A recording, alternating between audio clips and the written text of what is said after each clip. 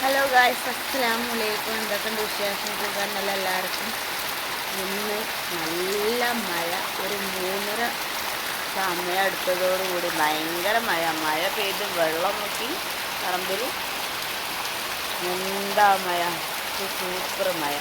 ഇത് തുലാവർഷം ലാസ്റ്റത്തെ മഴയാണോ അറിയില്ല. നമ്മളെ പിലാവ് ഇതാട്ടോ, പിലാവുമ്മൽ ഒരു ചക്ക പോലും ഇല്ല.